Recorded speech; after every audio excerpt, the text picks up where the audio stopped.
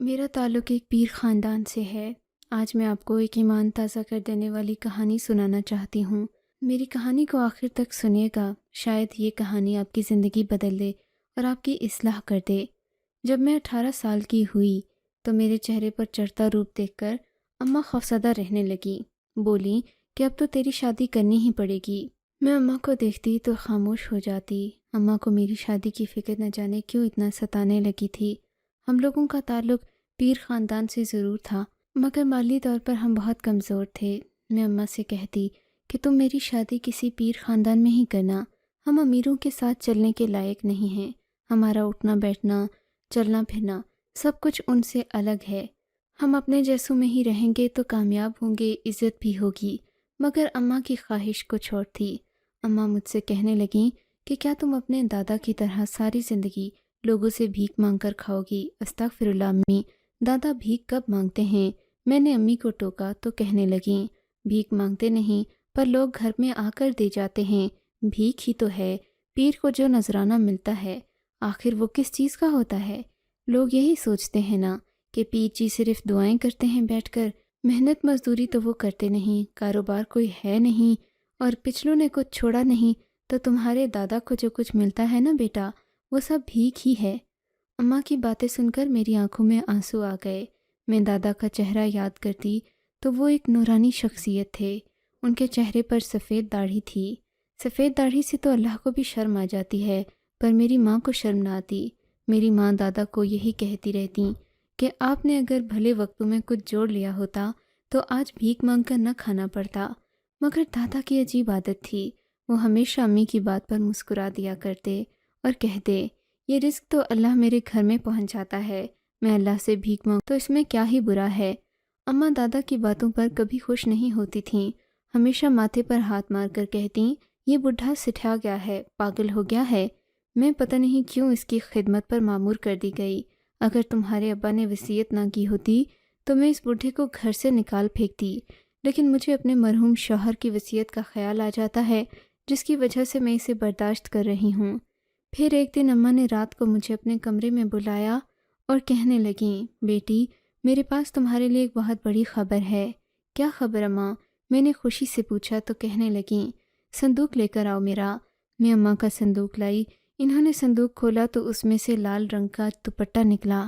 وہ مجھے اوڑھا کر بولیں بس یہ تم پر خوب جچ رہا ہے، کل اسے پہن لینا، نہا دھو کر اپنی مانگ نکال لینا، کل تمہیں دیکھنے کے لیے لوگ آ رہے ہیں۔ کیسے لوگ اماں؟ میں گھبرا گئی تھی۔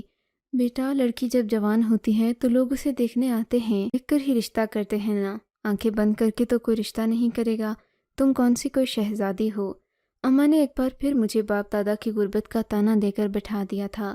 میں سوچنے لگی کہ کل آنے والے لوگ نہ جانے مجھے دیکھ کر کیا کہیں گے۔ اماں تو لوگوں کی دولت سے فوراً مرغوب ہو جایا کرتی تھیں، مگر میں ڈرتی تھی۔ مجھے دولت مند لوگوں سے بہت ڈر لگتا تھا۔ میں ان لوگوں کے آنے کی تیاری میں لگ گئی تھی۔ میں نے خود کو صحیح سنوار لیا تھا۔ ملتانی مٹی اور حسن یوسف نام کا ایک اپٹن ہمارے گھر میں رکھا ہوا تھا، جسے لگا کر میرا رنگ مزید چمک گیا تھا۔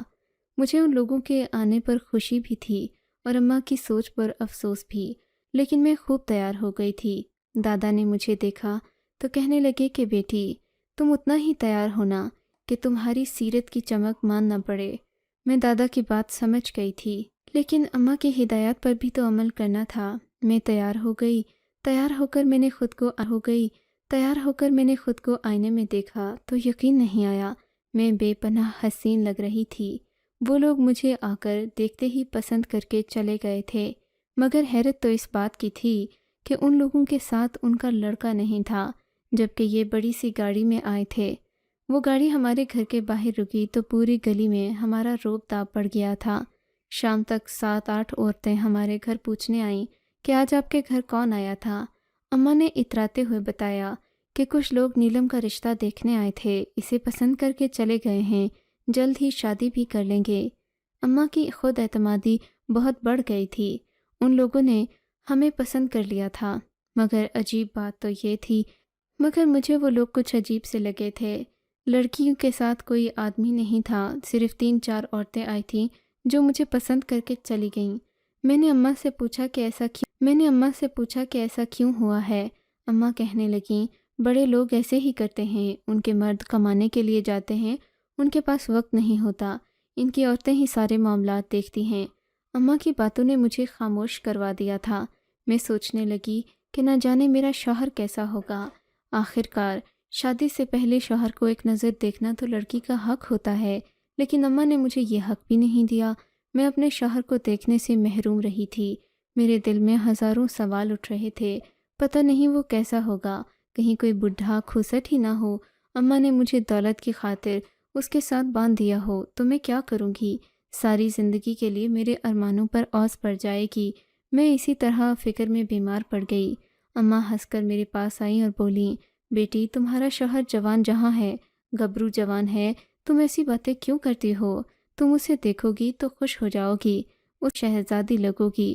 اماں کی بات سن کر میں پھر سے جی اٹھی اور شادی کی تیاریوں میں مصروف ہو گئی تھی، مگر میرے دل میں ایک بے چینی سی تھی، اور دادا جان بھی بلا کے بے چین تھے۔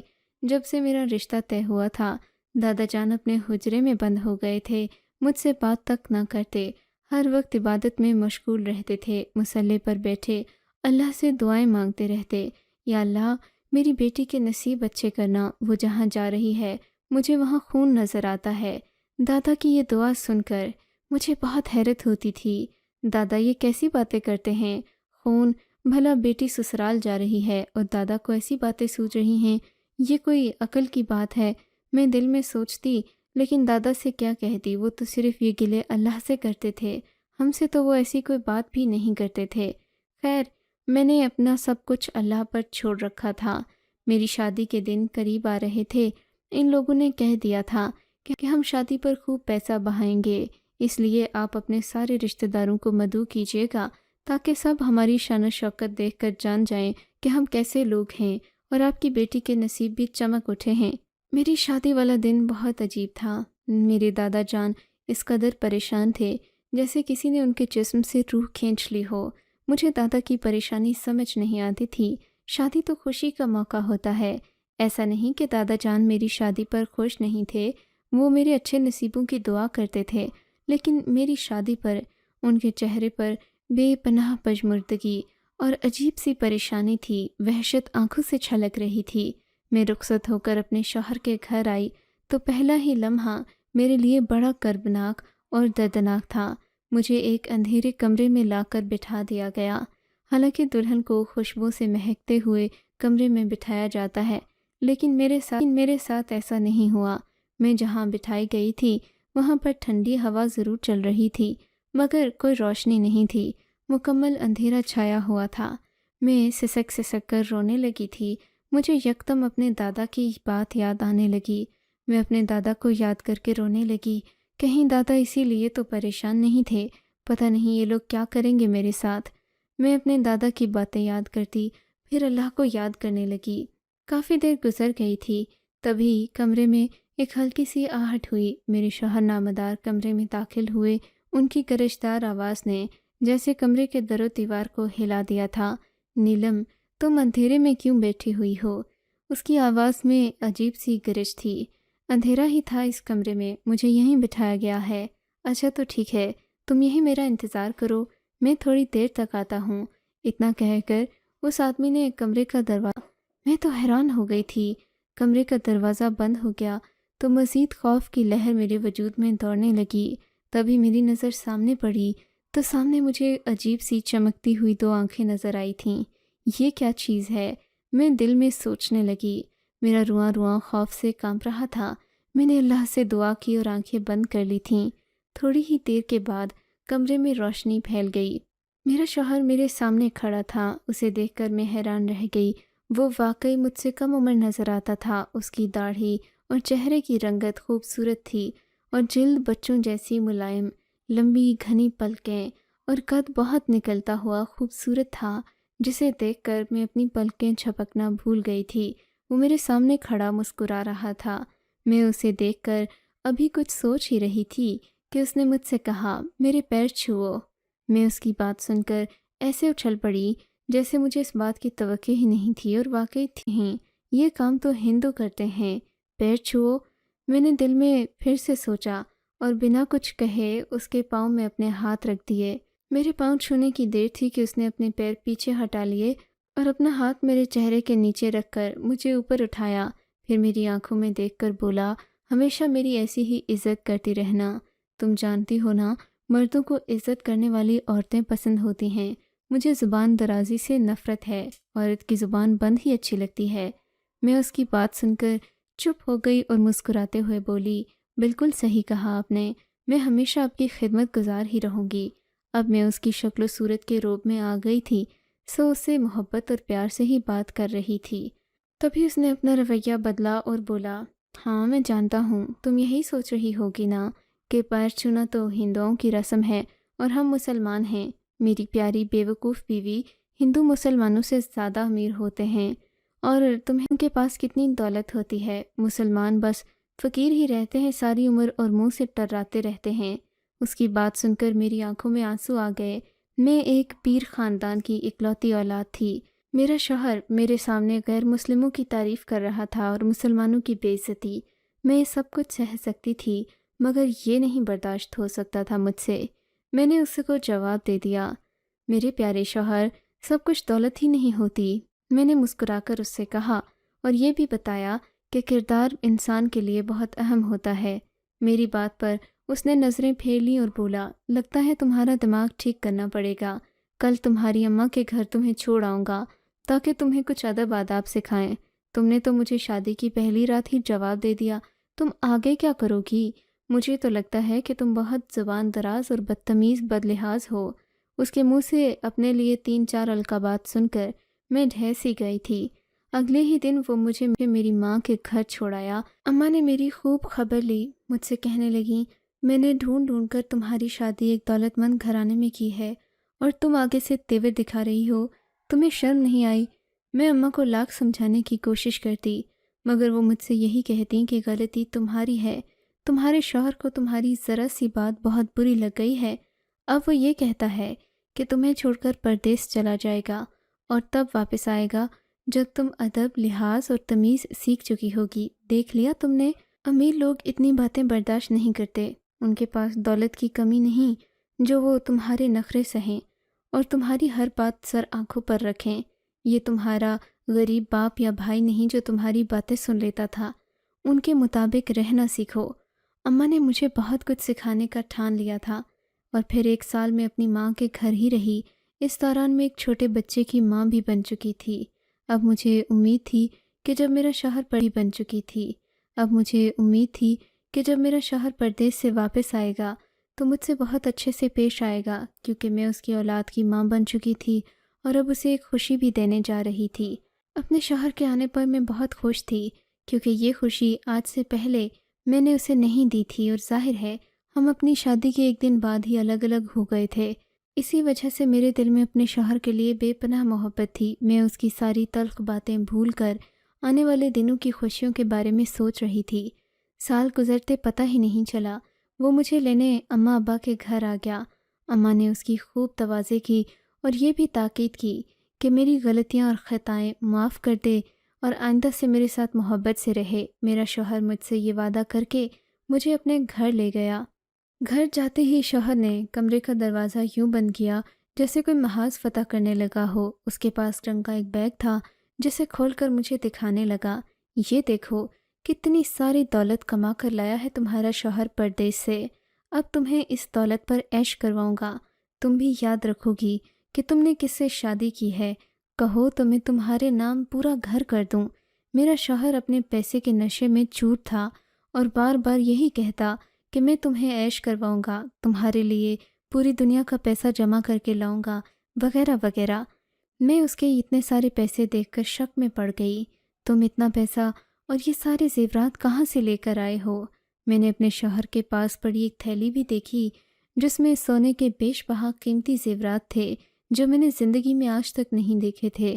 اتنا زیادہ پیسہ اور اتنے زیادہ زیورات دیکھ کر کوئی بھی عورت مرغوب ہوئے بغیر نہیں رہ سکتی۔ عورت کی فطرت میں یہ بات ہے کہ دولت دیکھ کر وہ مرغوب ضرور ہوتی ہے اور اس شخص کو پسند کرتی ہے جو کہ دولت والا ہو۔ تبھی میں نے اپنے شوہر سے پوچھ ہی لیا، آپ اتنی ساری دولت کما کر تو لائے ہیں، مجھے خوشی بہت ہے، مگر یہ بتائیں کہ اتنا سارا پیسہ آیا کہاں سے؟ یہ سنتے ہی اس کی آنکھوں میں غصہ ابھر آیا، آنکھوں میں لال ڈورے نظر آنے لگے۔ تمہیں یقین نہیں اپنے شوہر پر؟ ہوگا بھی کیسے؟ تم نے کبھی کسی مرد کو پیسہ کماتے دیکھا ہی نہیں؟ تمہارا دادا تو لوگوں سے بھیک مانگ کر کھاتا ہے، آج میں تمہیں دکھاؤں گا کہ پیسہ کیسے کمایا جاتا ہے۔ اتنا کہہ کر میرے شوہر نے اسی بیگ کو الٹا، اس میں سے چھوٹی سی تھیلی نکلی جس کے اوپر کالے رنگ کا کپڑا چڑھا ہوا تھا۔ اس نے اسے کھولا، اس میں سے لال رنگ کی ایک مورتی نکل آئی۔ یہ ہے میری لکشمی جو مجھے پیسہ، دولت اور عزت شہرت دیتی ہے، اسی نے مجھے یہاں تک پہنچایا۔ میں جو کچھ ہوں اپنی لکشمی کی وجہ سے ہوں، میں اس کی پوجا کرتا ہوں۔ تمہیں کیا لگتا ہے کسی کو دولت مند کرتا ہوتا تو کیا وہ تمہارے دادا کو نہیں دیتا؟ وہ تو ہر وقت جائے نماز پر بیٹھا رو رہا ہوتا ہے مگر مجھ سے غریب ہے۔ دیکھو میرے پاس کیا نہیں، اتنا بڑا بنگلہ، زیورات، قیمتی کپڑے اور نت نئی گاڑیاں۔ میرا شوہر یہ کہہ کر میرے سامنے بیٹھ گیا اور فخر سے وہ مورتی ہوا میں لہراتے ہوئے بولا، اگر تم بھی اس کی پوجا کرتی ہوتی تو کسی امیر گھر میں پیدا ہوتی۔ میں اپنے پیدا ہونے سے پہلے کیسے اس مورتی کی پوجا کر سکتی تھی؟ میں نے اس کا مذاق اڑایا تو وہ مزید غصے میں آ گیا۔ پیدا ہونے سے پہلے نہیں کر سکتی تھی مگر اب تو کر سکتی ہو نا؟ کیا مطلب؟ میں کیوں اس کی پوجا کروں گی؟ میں ایک اللہ کو سجدہ کرتی ہوں، تمہاری طرح بے جان بتوں کی پوجا نہیں کر سکتی۔ میری بات سن کر اسے سخت غصہ آ گیا۔ تمہیں اسے سجدہ کرنا ہوگا ابھی اور اسی وقت۔ اس کی آنکھوں میں وحشت دیکھ کر میں ڈر گئی تھی۔ میں اسے سجدہ نہیں کروں گی، چاہے تم میری جان لے دو۔ میں نے اسے للکارا تو اس کے چہرے پر شیطانی مسکراہٹ دوڑ گئی۔ کیا تم واقعی میں اپنی جان دے سکتی ہو؟ ہاں دے سکتی ہوں، اپنے اللہ کے لیے اپنی جان بھی دے سکتی ہوں۔ میری بات سن کر اس نے کہکہا لگایا اور بولا، تمہارے اللہ کو تمہاری جان کی ضرورت نہیں ہے، اسے سجدہ کرو ورنہ بہت برا ہوگا۔ میں تمہارے بیٹے کو نہیں چھوڑوں گا۔ میرے شوہر نے سامنے بستر پر پڑے ہمارے بیٹے کو گود میں اٹھا لیا اور میری طرف دیکھ کر جنونی انداز میں بولا، اگر تم نے اس کو سجدہ نہیں کیا تو میں تمہارے بیٹے کو ابھی کھڑکی سے باہر پھینک دوں گا، پھر تم تڑپتی رہنا، اور تمہیں ابھی میرے جنون کا پتہ نہیں۔ شادی کے ایک دن بعد اگر میں پردیس جا سکتا ہوں تو تمہارے بیٹے کو دوسرے جہاں میں پہنچا سکتا ہوں۔ میں اس کی بات سن کر بہت پریشان ہو گئی تھی، دل کانپنے لگا۔ پھر میں نے اس کے سامنے ہاتھ جوڑے مگر اس پر میری منتوں کا کوئی اثر نہیں ہوا۔ میں اس مورتی کو سجدہ کروں؟ میں نے کہا ٹھیک ہے میں سجدہ کروں گی، تم پہلے میرے بچے کو واپس رکھو۔ میرے شوہر نے ہمارے بیٹے کو پاس ہی پڑے صندوق پر رکھا، صندوق اس کے عین پیچھے تھا، اور مجھ سے کہنے لگا، اگر تم نے اسے سجدہ نہیں کیا تو میں پھر سے اپنی بات پر قائم ہو جاؤں گا۔ اس کی بات سن کر میں دل میں دعا کرنے لگی، اللہ سے معافی مانگی، اے اللہ میں سجدہ تیرے سامنے ہی کرتی ہوں، مگر اس بے وقوف شخص کی ضد پوری کرنے کے لیے میں اس مورتی کے سامنے سر جھکاؤں گی، یا اللہ مجھے معاف کر دینا۔ اتنا کہہ کر میری آنکھوں میں آنسو بھر گئے اور میں نے اس کی مورتی کے سامنے سر جھکا دیا۔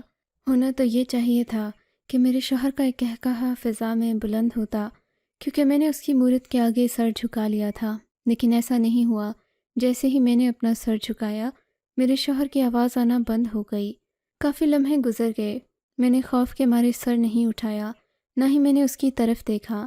میں اپنے اللہ کو یاد کر کے رو رہی معافیا مانگ رہی تھی، مگر مجھے اب اپنے بچے کی فکر تھی۔ دل میں ایک ڈر سا آیا کہ کہیں میرے شوہر نے میرے بچے کو کھڑکی سے باہر تو نہیں پھینک دیا، مگر جیسے ہی میری نظر میرے بچے پر پڑی میں حیران رہ گئی تھی۔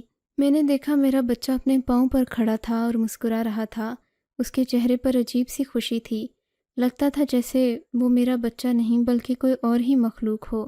پھر میں نے اپنے شوہر کی طرف دیکھا تو وہ زمین پر پڑا تڑپ رہا تھا، اپنی ٹانگیں ہلا رہا تھا جیسے کوئی اس پر ظلم کر رہا ہو یا پھر اس پر لوہے کے گرم کوڑے برسا رہا ہو۔ یہ دیکھ کر میری آنکھیں مارے حیرت کی پھٹی رہ گئیں۔ میں نے اپنے بچے کو فوراً اٹھا کر چوما، سینے سے لگایا۔ وہ پھر پہلے جیسا ہو گیا، دوبارہ اپنے پاؤں پر کھڑا تو نہیں ہوا، لیکن مجھے اپنے بیٹے کا مسکرانا یاد رہ گیا۔ میرا شوہر تڑپ تڑپ کر اپنی جان دے رہا تھا، میں نہیں سمجھی کہ کیا ہوا، شاید یہ اللہ کا عذاب تھا جس نے اسے اپنی جکڑ میں لے لیا تھا۔ اسی وقت میرے دادا ہمارے گھر آ گئے، پتہ نہیں انہیں اس بات کی خبر کیسے ہوئی، مگر میرے دادا کے چہرے پر ایک پراسرار سی مسکراہٹ تھی جسے میں آج تک نہیں سمجھ پائی۔ میں بیوہ ہو گئی تھی، مگر مجھے اس بات کا کوئی دکھ نہیں تھا۔ میں اب اپنے بیٹے کے لیے جیتی ہوں، کیونکہ میرا بیٹا ہی میرا سب کچھ ہے۔